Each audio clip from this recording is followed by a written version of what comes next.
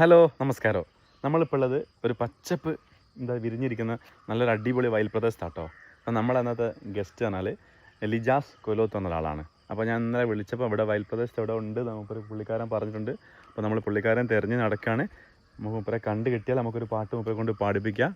Okay Lija's കാ ആളെ കണ്ടിട്ടുണ്ട്. നമ്മൾ അങ്ങോട്ട് പോകുന്നത് വരി വരി വരി. ഇതാണ് ഞാൻ പറഞ്ഞ ആള്, ലിജാസ് കൊലോത്ത്. നമസ്കാരം സാറല്ലേ? നമസ്കാരം. നമസ്കാരം. നല്ല രണ്ടര പാട്ട് പാടിത്തരേ നമ്മളെ ഇൻസ്റ്റയിലെ പോസ്റ്റ് ചെയ്യാൻ. നമുക്ക് ഏത് പാട്ടാ നമുക്ക് വേണ്ടത്? നമ്മുടെ പ്രകൃതി രമണീയമായ നമ്മുടെ പ്രദേശത്തെ പറ്റിയുള്ളൊരു പാട്ടായാലോ? മതി മതി, തീർച്ചയായിട്ടും. നമ്മുടെ പഴയ ഒരു നിണമണിഞ്ഞ കാൽപ്പാടുകൾ എന്ന ചിത്രത്തിലെ ഭാസ്കരൻ മാഷ് എഴുതി നമ്മുടെ ഒരു പാട്ട്, നല്ലൊരു മനോഹരമായ പാട്ട്.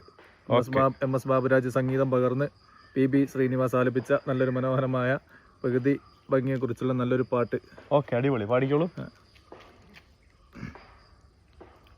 മാമലകൾക്കപ്പുറത്ത് മരതകപ്പട്ടുടുത്ത് മലയാളമെന്നൊരു നാടുണ്ട്, കൊച്ചു മലയാളമെന്നൊരു നാടുണ്ട്. മാമലകൾക്കപ്പുറത്ത് മരതകപ്പട്ടുടുത്ത് മലയാളമെന്നൊരു നാടുണ്ട്, കൊച്ചു മലയാളമെന്നൊരു നാടുണ്ട്. കാടും തൊടികളും കനക നിലാവത്ത് കൈകൊട്ടിക്കളിക്കുന്ന നാടുണ്ട്, കാടും തൊടികളും കനക നിലാവത്ത് കൈകൊട്ടിക്കളിക്കുന്ന നാടുണ്ട്.